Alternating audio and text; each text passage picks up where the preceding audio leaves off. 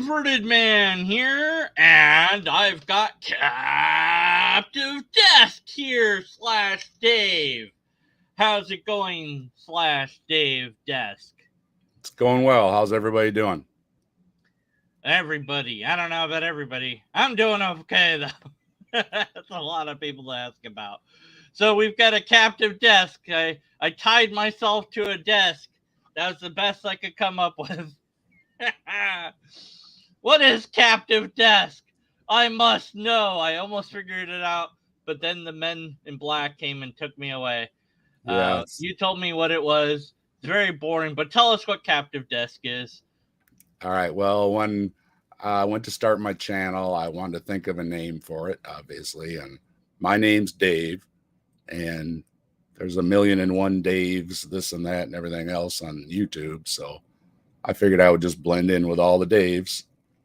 So I started, I started thinking of some different things and everything. And then I thought, well, maybe I'll try an anagram.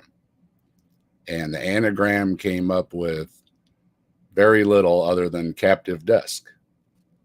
And then I kind of said, well, you know what? Maybe it's kind of appropriate. I want to listen to people and have a conversation. And, the captive desk, I'm at the desk, I'm captive, I'll listen. You know what I mean?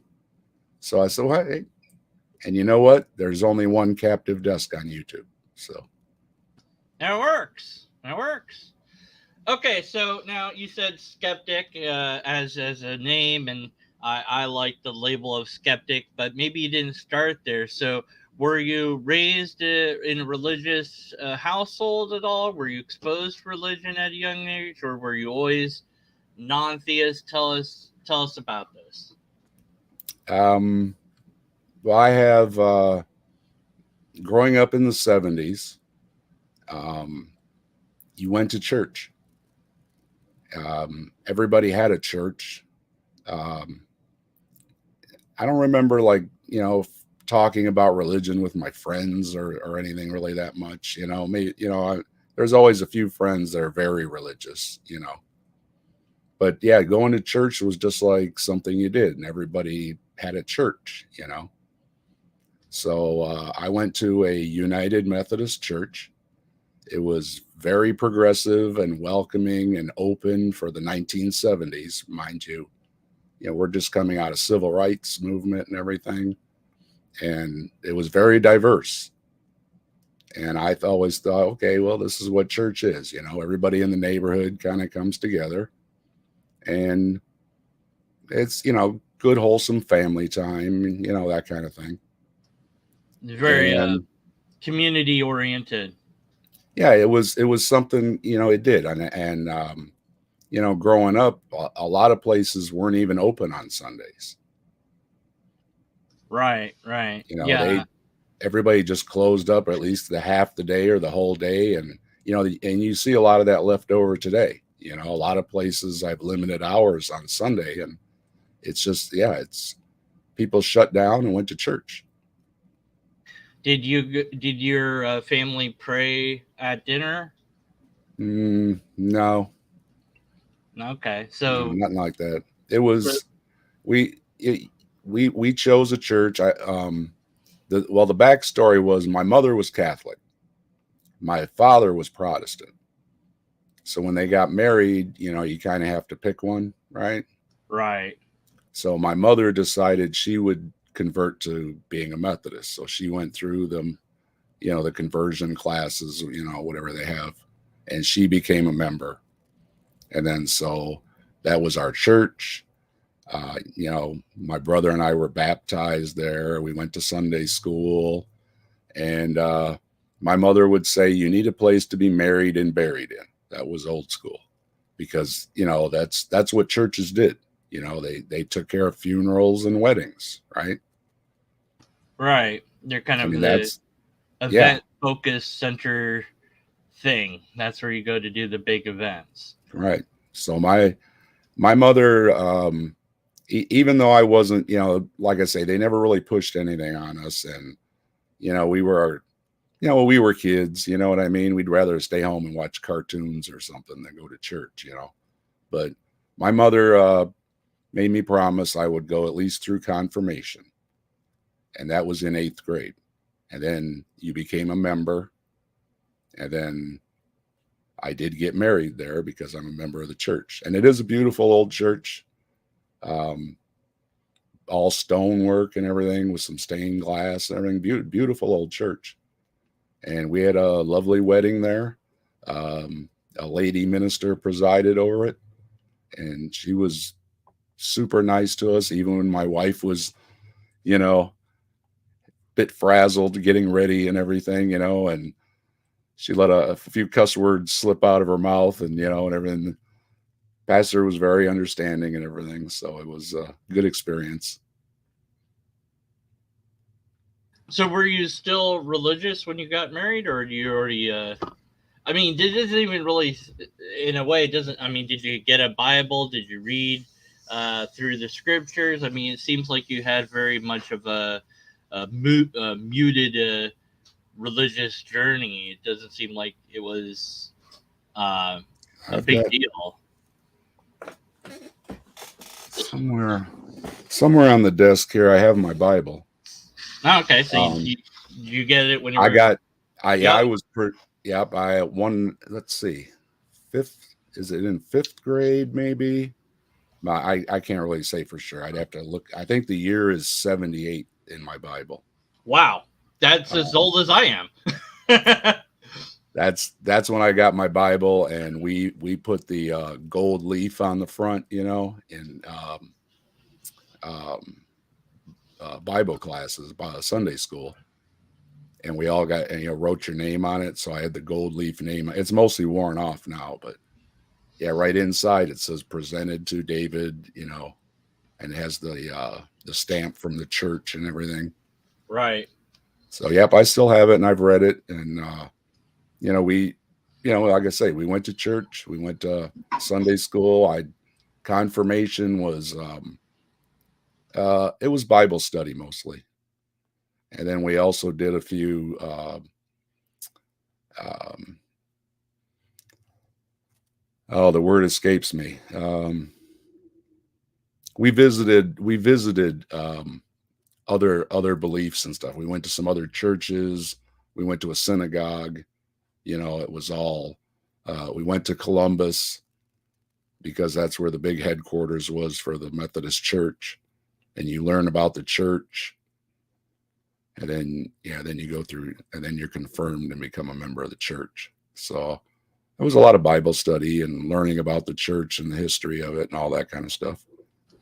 And then as far as my belief goes, it was always kind of loosely held. It was like, okay, there's a God. Okay, there was this Jesus story, and then grandma and that would have the scene under the tree, the birth scene, and Yeah. okay, Jesus was born in a manger, and stuff like that. And then otherwise, yeah, we would go like Christmas and Easter sometimes with the grandparents and stuff like that. But it was just like, again, it was what you did. But Right. I never had it. There was no hellfire. Like I say, it was going to church. I have no ill will against anybody at the church. Yeah, it sounds like a positive place and environment. And now, Mhm. but in your teenage years, perhaps this is when the rebellion began. Of course, that's when you turn to the satanic music or whatever. Something went wrong. Of course. What was it? Come on, admit it. Oh, I'll have to admit it was Black Sabbath. I'm a Oh, Black I knew Sabbath. it. See, I'm a Black Sabbath guy. Oh yeah. the devil's Of course, music. everybody that doesn't know any better knows that Ozzy is a Christian. Say what you will. Yeah. So, You but can't. did you still attend church regularly, even though you were a rebellious teenager? Or is Nope. that when you? Confirmation was my duty to honor my mother's wishes, and she never pressed me to go, and I never went back. until I got married. Ah. So now, when you stopped going, you know, did your beliefs in God sort of fade away, or did you notice it? I mean, describe that process. Like I say, there's always there's a God in your head, right? And um,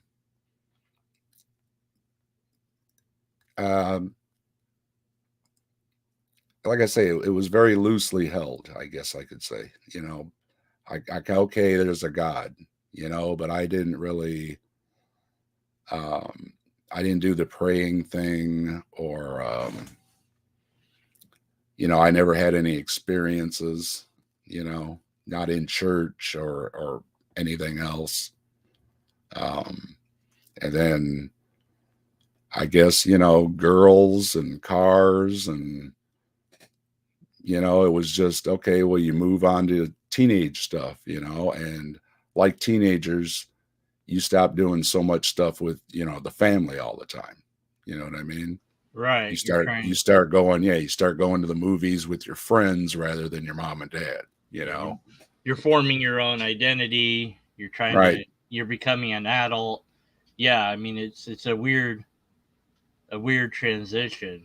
I mean, I remember it feeling so, like didn't know what was going on like half the time, and but all Oh that yeah. energy, and man, I miss that energy.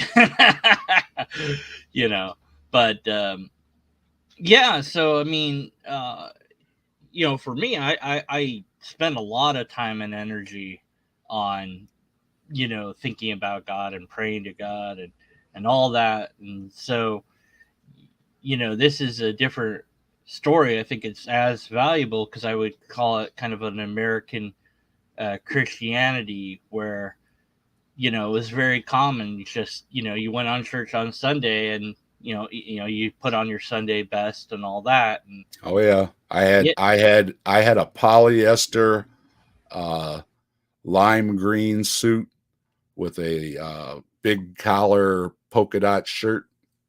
Oh yeah. I was all I, 70. I was 70s all the way.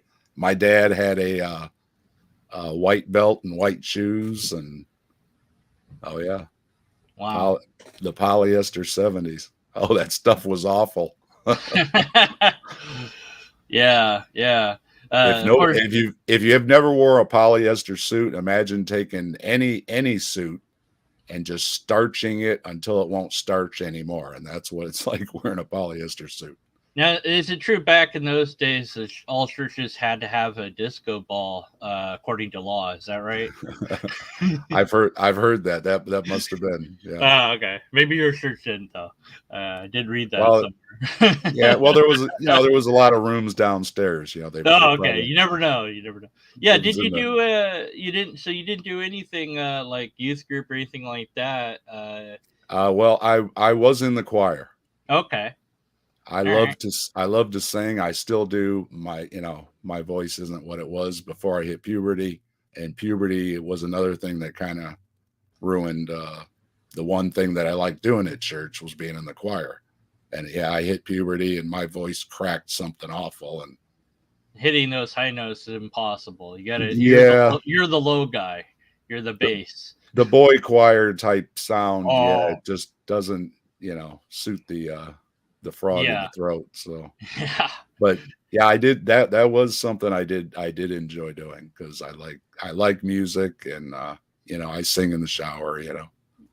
So was there a point when you just kind of said, "Well, that's it"? I mean, what happened to this? You had this idea of God for such a while, and well, what happened? What made you start questioning it, or just starting? Were you kind of like forgetting about it? I mean, There's there's a bunch of things. I like to say, I still have my GI Joes, the 12 mm, inchers, the good old, and yeah, I played with them and played with them, and then one day I put them in a shoebox, really nice, and put them away, and they're still in that shoebox, but I didn't throw them away.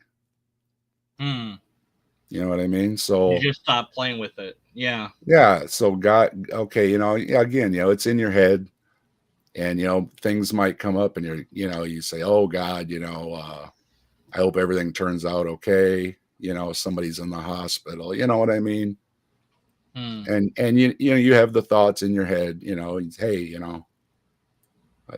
hey, if you're listening up there, this person might, could use a little help.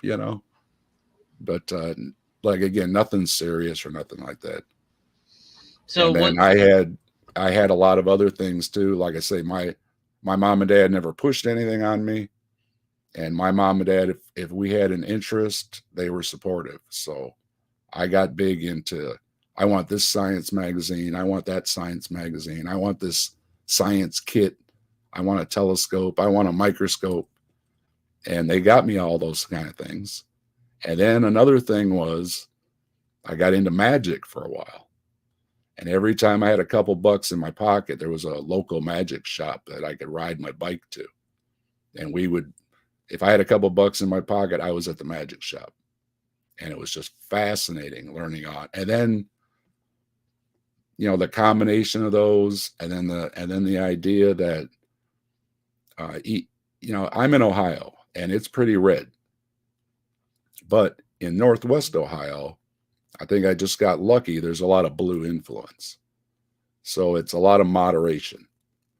So, I never had the hellfires or pressures or, any of that kind of stuff.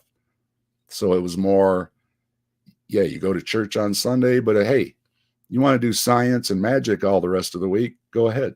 So I tell people, I had a bit of luck in a lot of the things, and I had, supportive parents.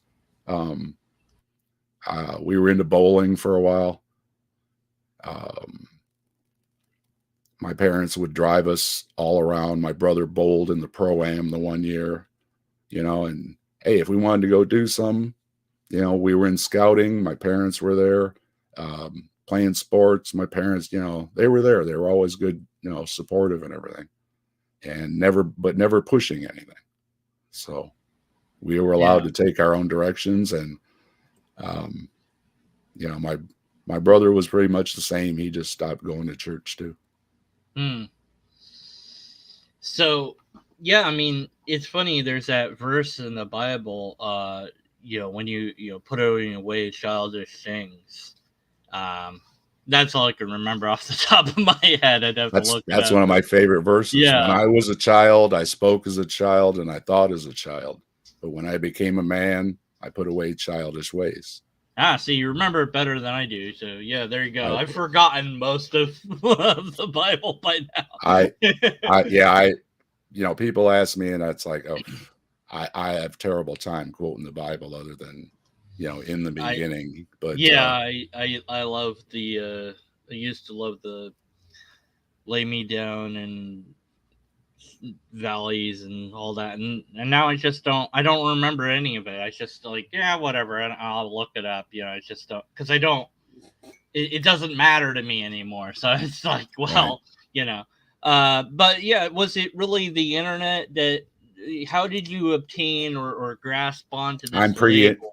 I'm Uh, pre-internet. yeah, pre-internet. Um, but when did you grab the mantle, if you will, of skeptic or atheist or non-theist, or was that even a thing until later on? When was that when you got on the internet, you finally got that title or label, or was it before that? How did that come about? Yeah, no, my internet was the apologists would get a flatbed truck and they would find a parking lot, and that's where you had to go to engage them. So there was a arcade that was a hangout for the teenagers, and it was in a big shopping plaza type thing. So of course, big parking lot, apologists showed up on their flatbed. So that was one of my first engagements with arguing with religious people. Hmm. Don't walk me through that. I mean, they came there to preach at, hey, I stay away I from was that. I was Video always, games. yeah, I was always pointing out flaws in what they were saying. And yeah, I got the Sunday school teachers, I would ask them questions too, so Mm. I was always like, hey, wait a minute, whatever it was. How did Noah put all them animals on the boat? Yeah, yeah. Well, yeah, it just you just read the Bible, and it's not adding up, And then so when I would hear them, whatever they were talking about, and I was not a Bible student or anything, but I had a fair idea of what it was about. And another thing that always bothered me, when it bothers you too, is the straw man. Oh yeah, you believe in fill in the blank. Yeah. Oh, I do really. Yeah. Please tell me what I believe. Yes, I enjoy that. the straw man against the scientists, I think, was one of the early things that bothered me about apologists. Yeah, yeah. But it wasn't, it wasn't creationism or anything like that. You guys, no, I never heard any of that nonsense. Yeah, yeah. Now, see that you got to go way. I did not know. I had a girlfriend whose father was a living room preacher, whatever you want. He would have the Bible studies and everything at his house, Mm-hmm. And I engaged with him a few times. He didn't like me too much.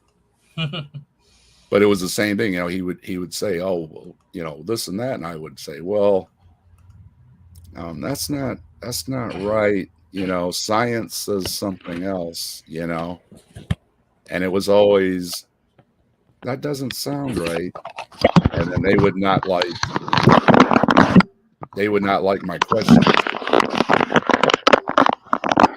But we're still on this, if you will. I think we're all humans. Hold on a second. Hopefully. I'll say, sound like you dropped your mic.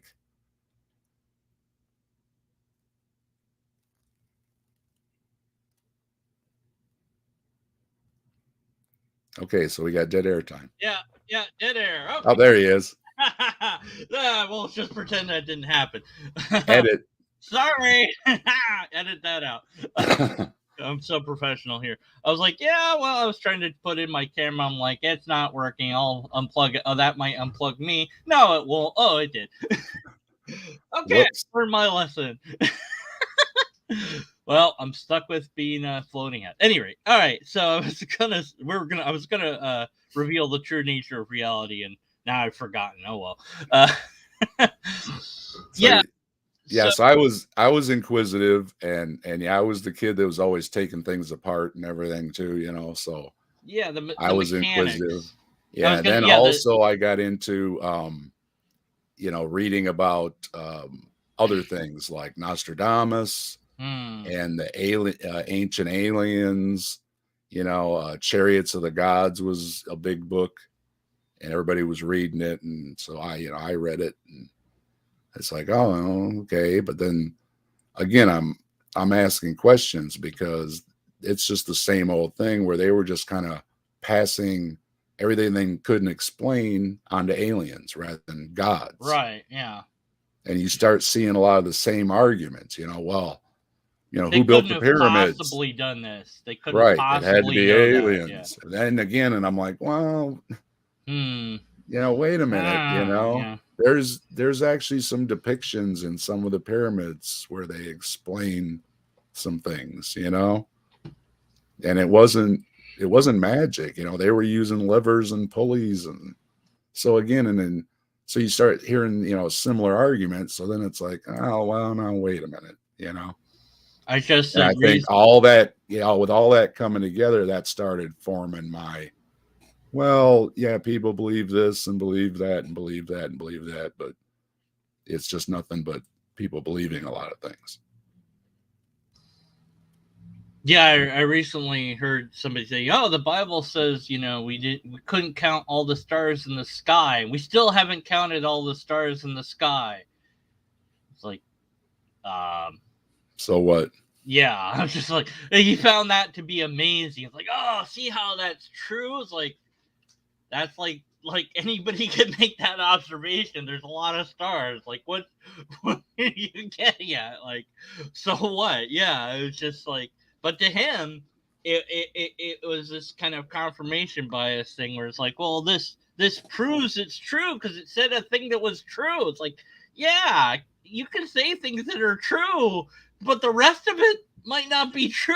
It's just that one part Right. they got right. I mean, you blindfold yourself and throw some darts at the wall, and if there's a dartboard up there, you might hit the dartboard at least once. That doesn't make you a good thrower of darts, and um, And then we had what was his name, Yuri, that was debunked on the Tonight oh Show yeah, with the help of James Randi and all that, So yeah, right, yeah, I went through all the mystical stuff that was going on in the 70s too, including the spoon benders and all that kind of stuff.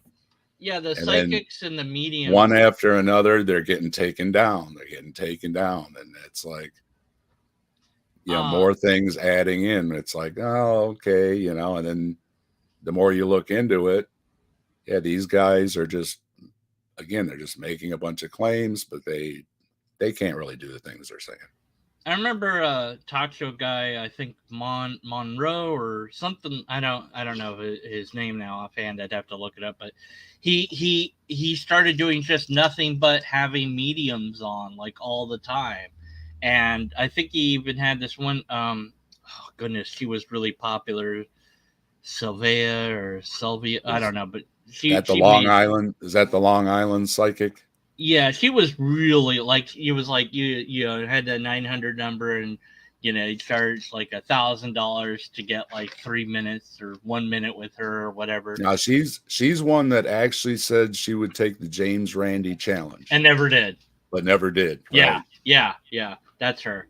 I can't remember her. I think it was a stage name. I don't know if it was her actual name. But yeah, I mean, and they and I think Oprah even had a medium on at one time, and they always acted like, whoa, how is this working? And they were fooled by it, and then it made it seem more plausible and credible because it's on TV, and but it was just like, and then you kind of saw when they were working and with put it the in audience. perspective. A lot of this early stuff was when you only had a couple channels. Oh yeah, 3 This is channels. a lot of this to stuff choose is from. pre-cable days. So Yeah. if it was on TV, everybody was like, "Oh, yeah, this made it on TV." Yeah, and then It's by not the like time, today.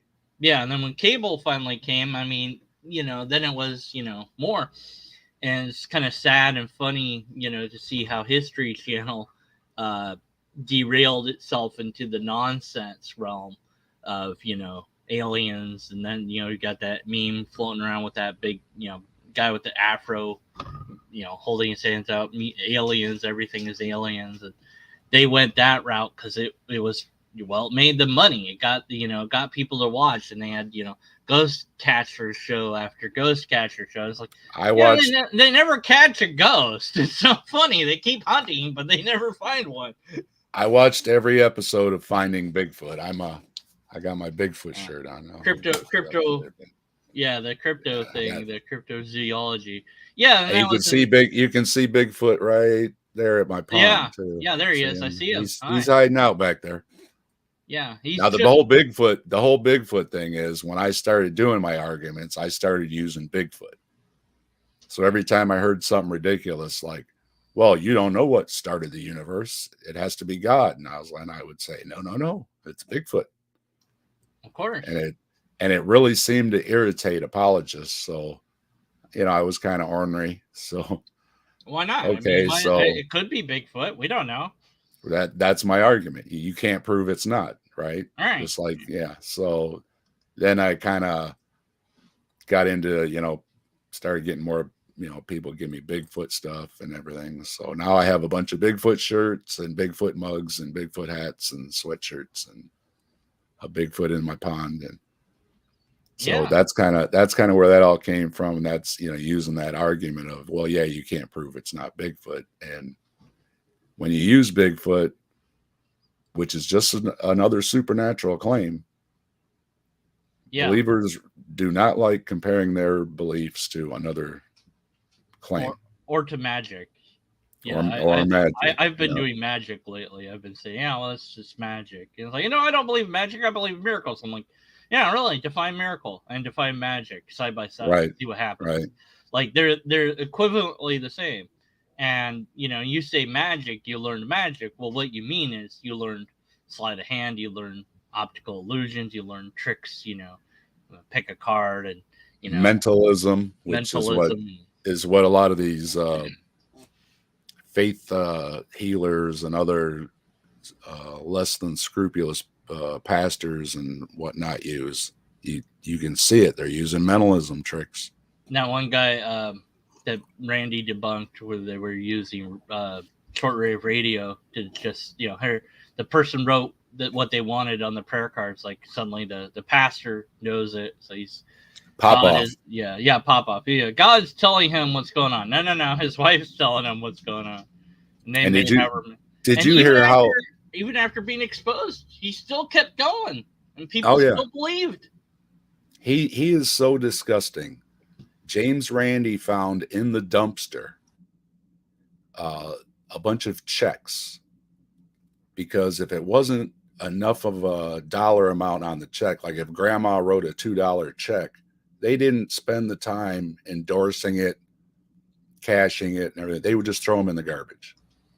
And it's just, that's, I mean, if it didn't have enough zeros, I'm glad the money didn't get spent, but it is. Gross. Yeah, if there wasn't enough zeros, they didn't even bother cashing the checks. That's they just wanted, how disgusting they were. They just wanted money, and they found a con, and people. Oh, he's still around. He's on late night TV selling. I thought he was dead by now. No, he sells what is it? The holy water, the prayer cloth, or one of those type things. Yeah, he's still kicking, still selling that crap.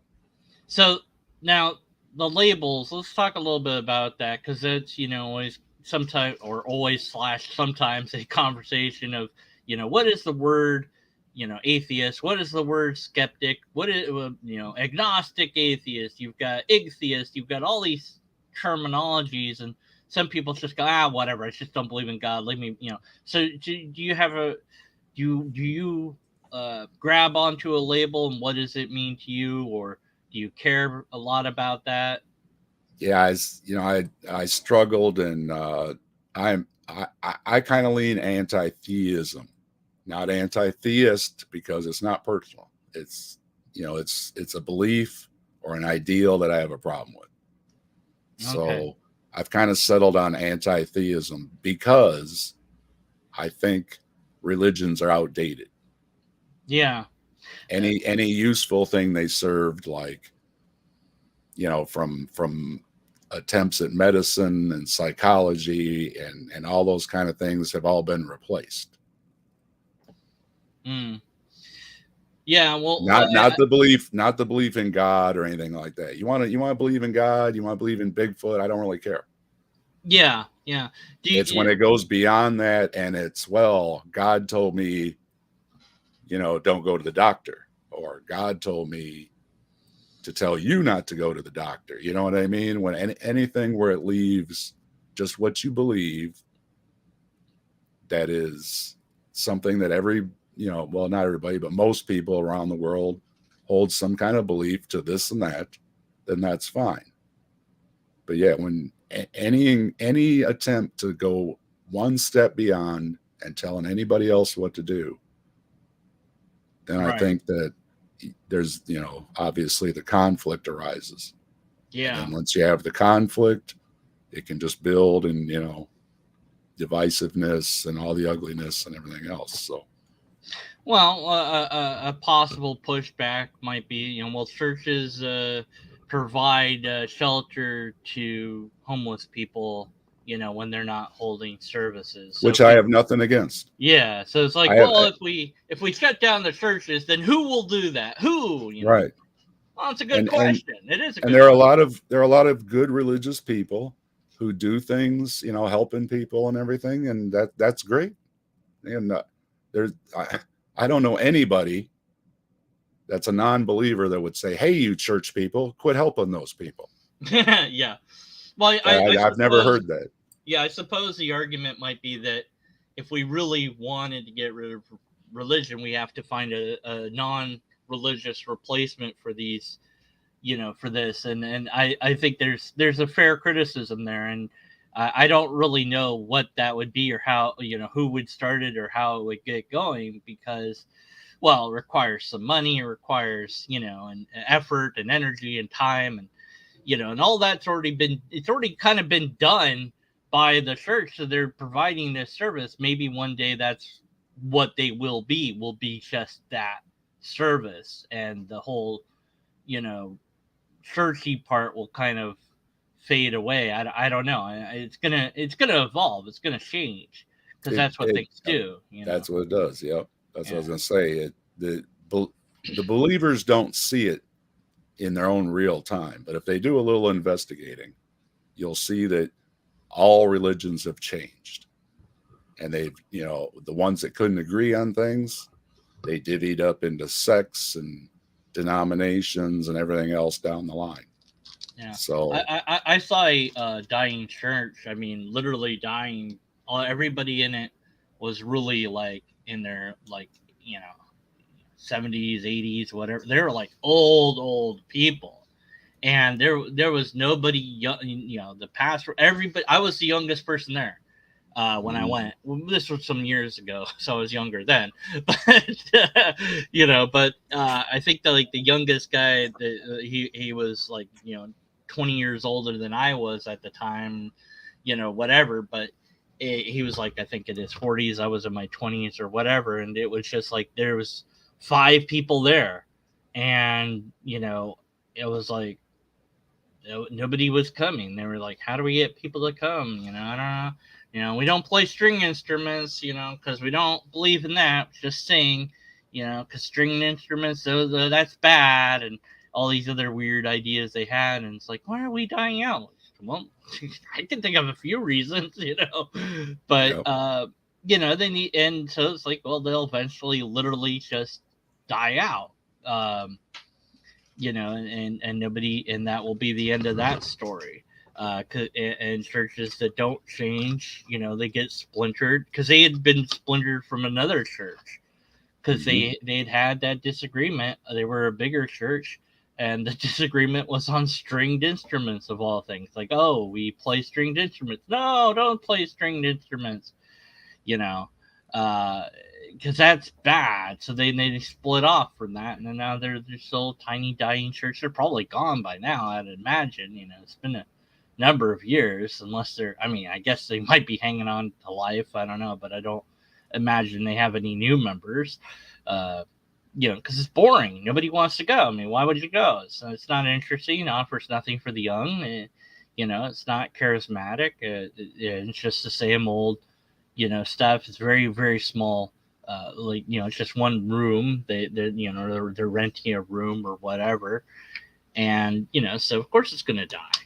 But people, will say things like, "Oh, we need, religion in schools. That's the problem." No, what? Because I think that the complex issues, with all the horrible gun violence, that happens, and people try to figure out, well, how do we fix that? They want a simple answer. Well, obviously, if we just had God in schools, this would never happen. That's right. The answer. Well, no, that has nothing to do with that. That doesn't explain when it happens at a church either. Yeah, exactly. There's violence has been committed at churches. So, well, why does that happen? We have to address the cause, not the it's well, it's because the devil is doing all these things and running the world, and it's these easy answers to complicated questions that seem to attract a scary number of people to them. And it is the reasoned voices out there that are just saying, well, what about, and asking those questions like you do, and perhaps like I do, trying to get people to think, myself to think, others to think. And it's just,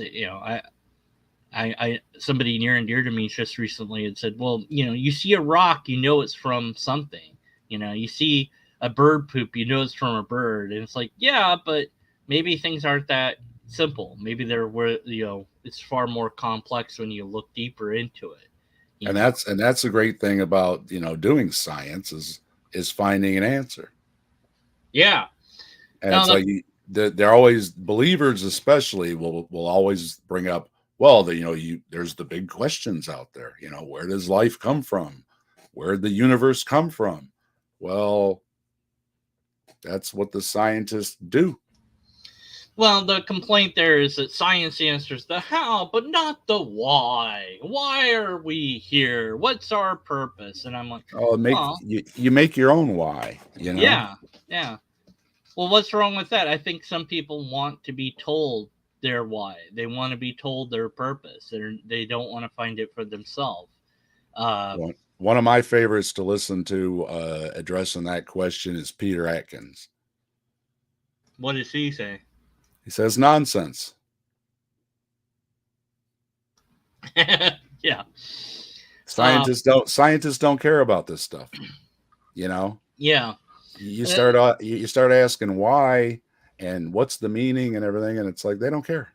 That you don't answer that in the lab. Yeah. The why of why am I me isn't really there's a mechanic to that to some degree. I can answer a lot of that, but then it's like, well, why am I me and not a cat? Well, because that's not how I was born. I wasn't born as a cat. It's like Peter Atkins pulls no punches. He says no real scientist believes in God. Wow. that's pretty tough. Yeah. Yeah. Well, what would it be if there was? Let's go down that road a little bit. You want to know my opinion of God? I'll give it to you very easily. I agree with what Siddhartha concluded 2,900 years ago. He listened to all the religious experts.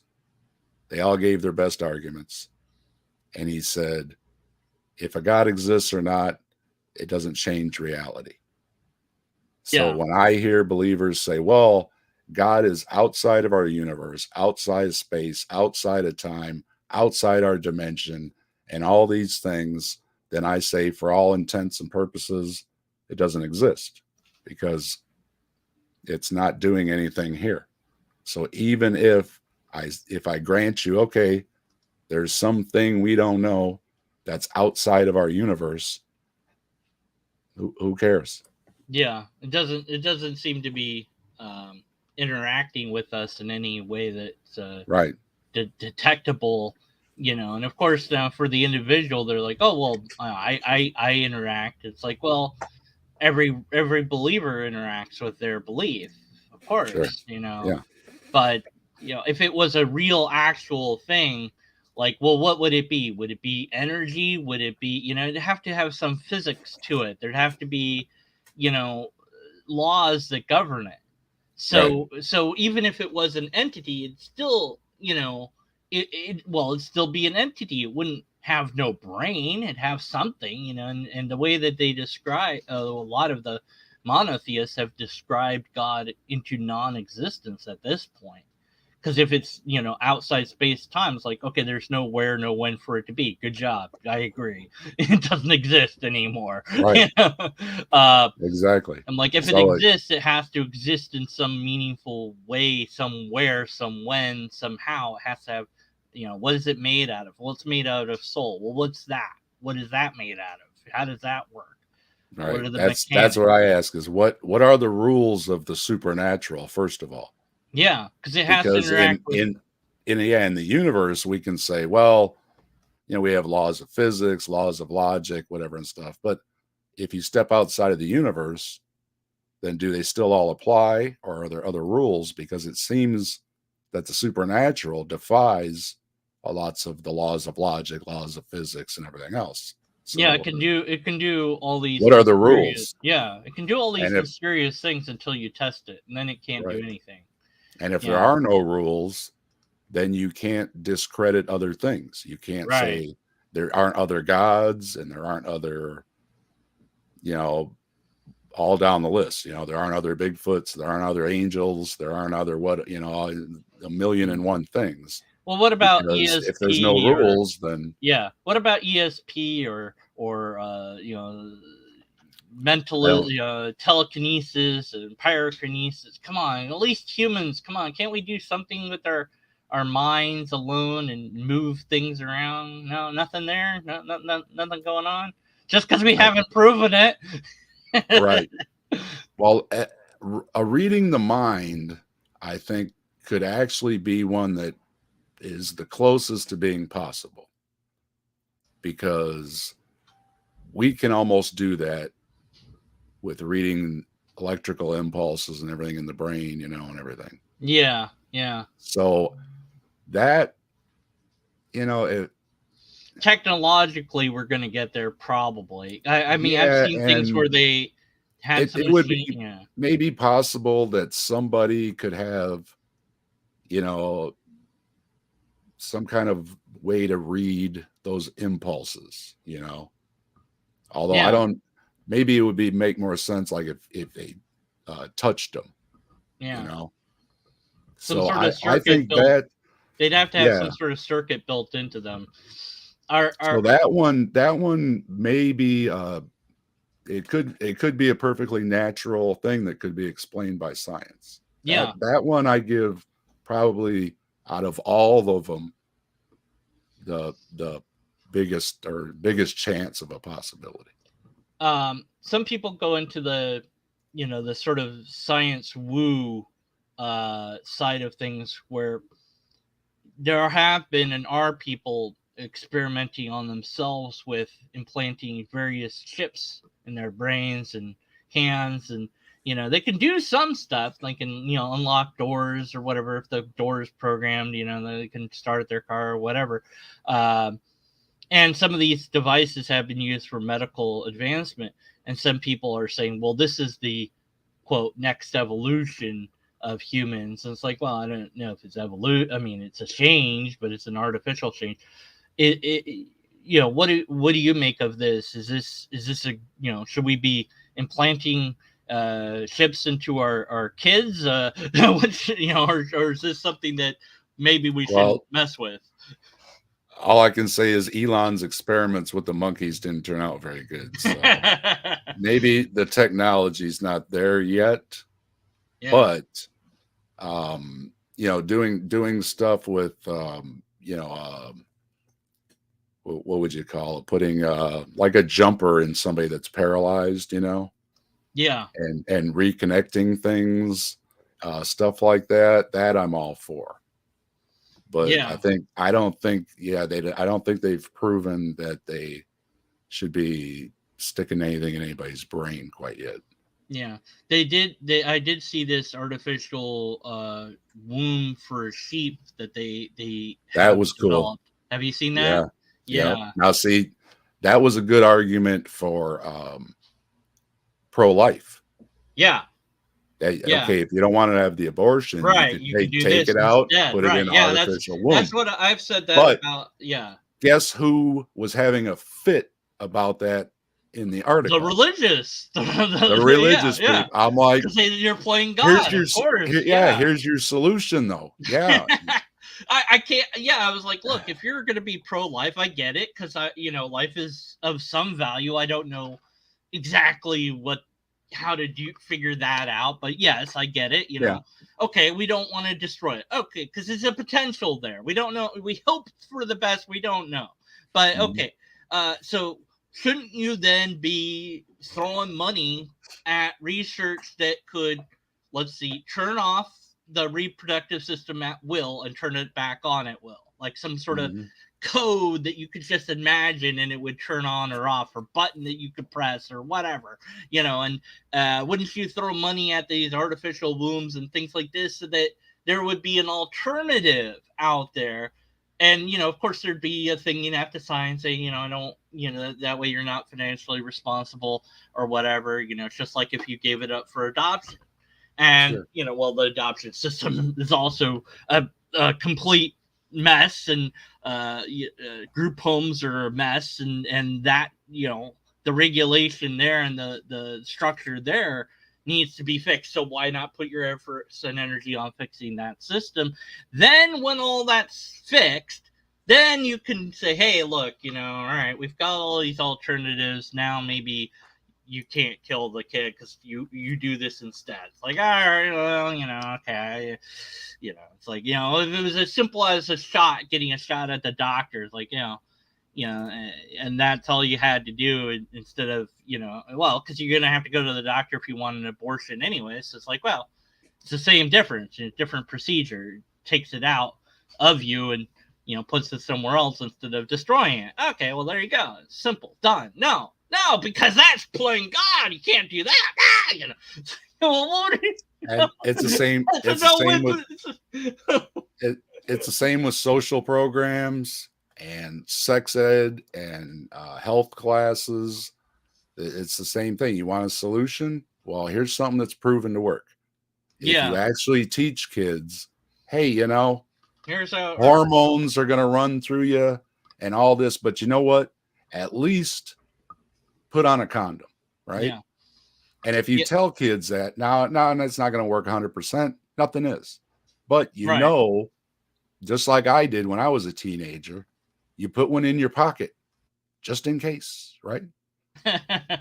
The old joke, right? The ring in your wallet, right? You carry, and it's stuck in our heads. Yeah. But now, who are the same people that don't want to teach that? Right. Abstinence only has failed epically. There's more. It's been shown, more teen births occur in abstinent only.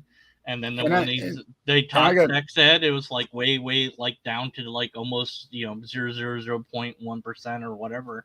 And it's like, well, there you go, religious people. What do you want? Do you want your kids to have kids? No, you don't want that. Do you? No, they don't. Well, then you got to teach them about sex. Oh, but the baby Jesus will cry or something. And it's like, if Jesus doesn't want you, whatever, he can come down and stop us. How about that? All right, let's do what makes sense, okay? But yeah, it's just these few. Well, I mean, it's enough people to screw things up, if you will.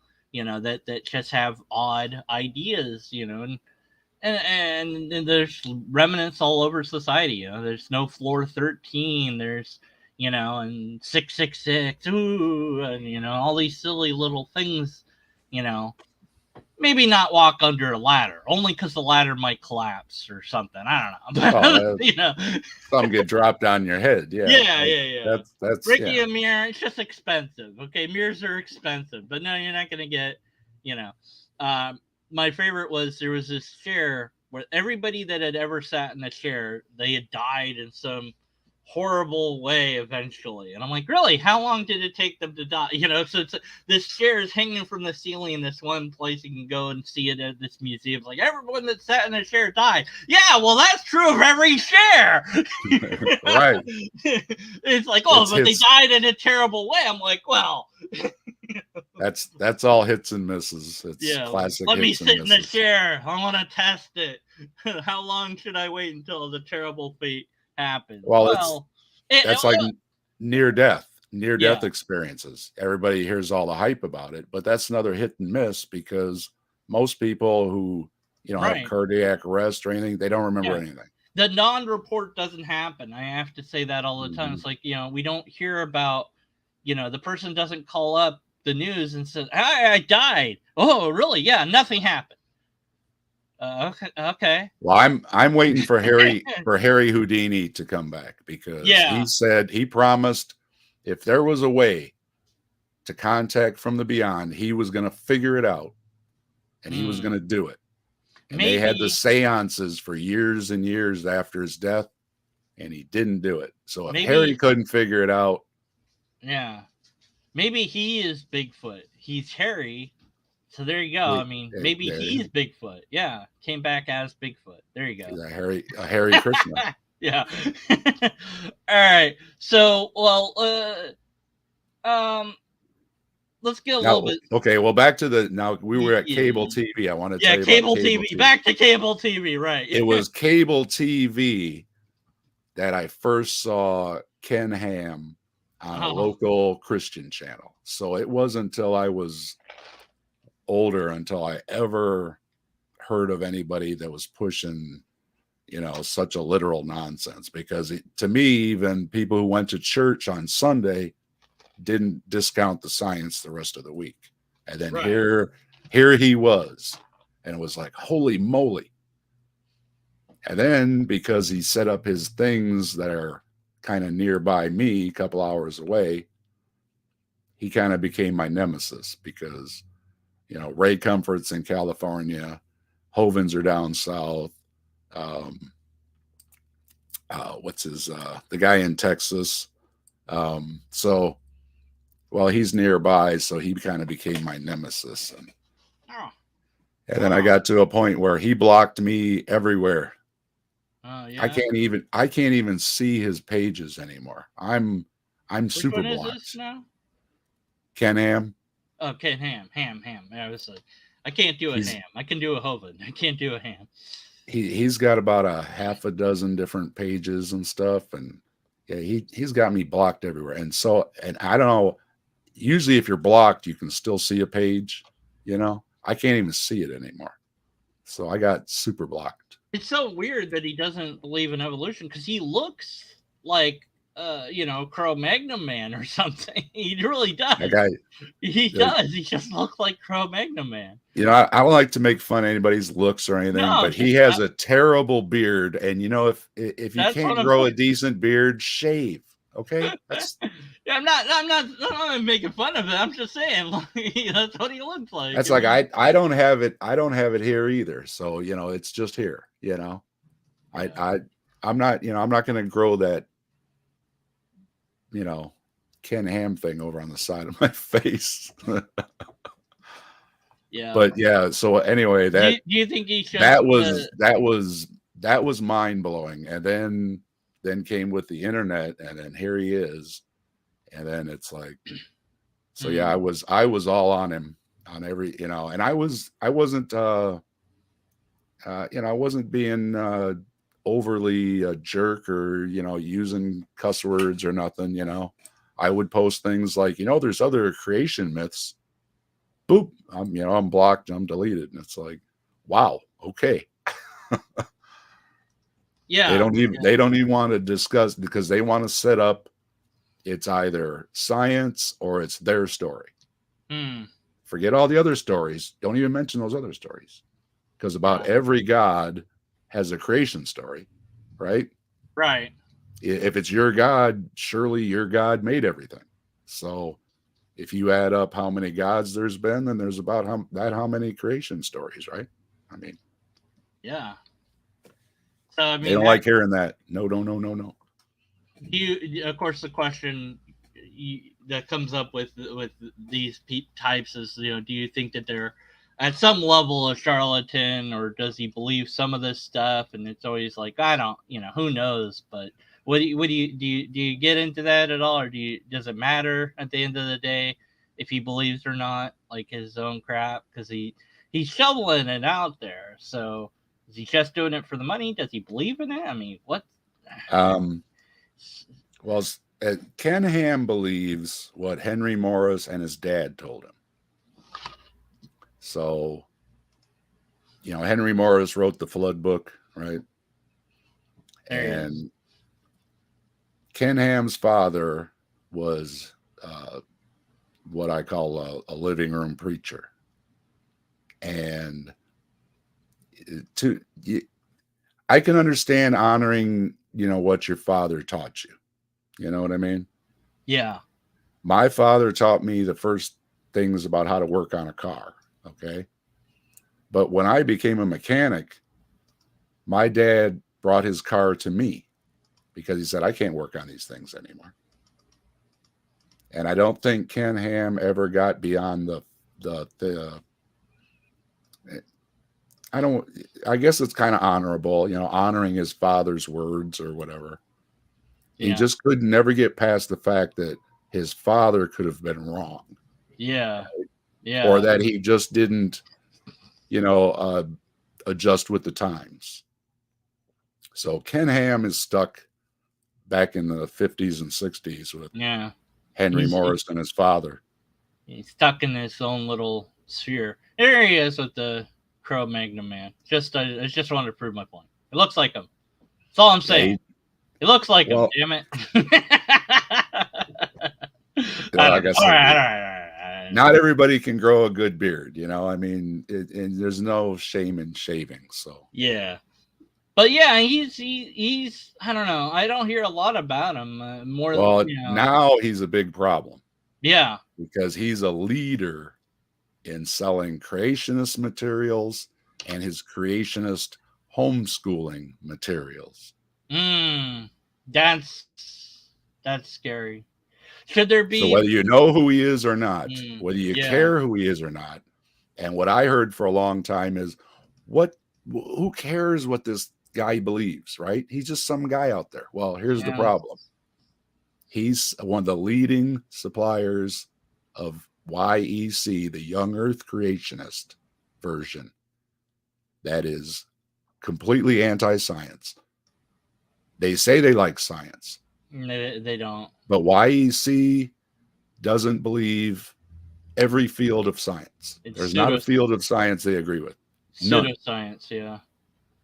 I mean, and I made a video on it. It's my Pride and Joy video. Go check it out. Yeah, go subscribe to Captain Desk. I did a video on what my opinions are on YEC, and I think it's nothing but a grift.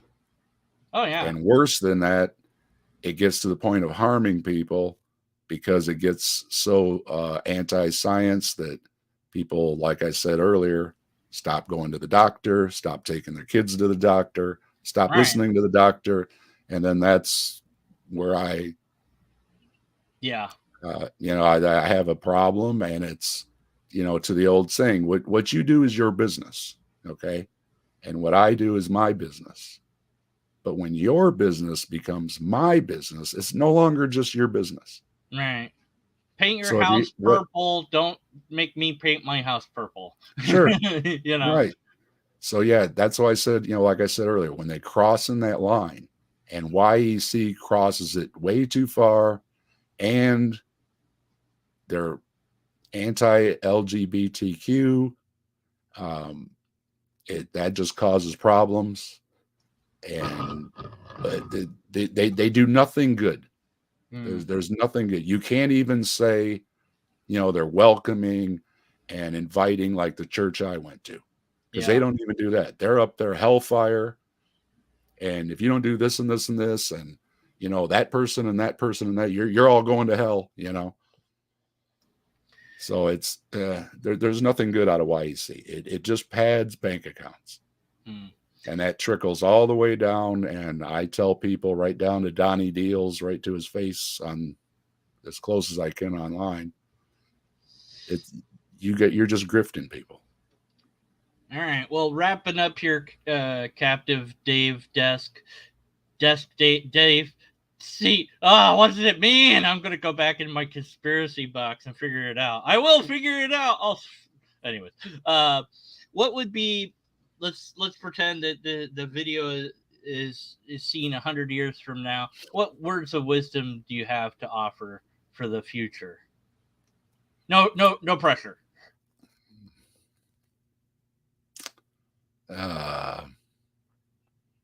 Don't believe the hype. Check things out.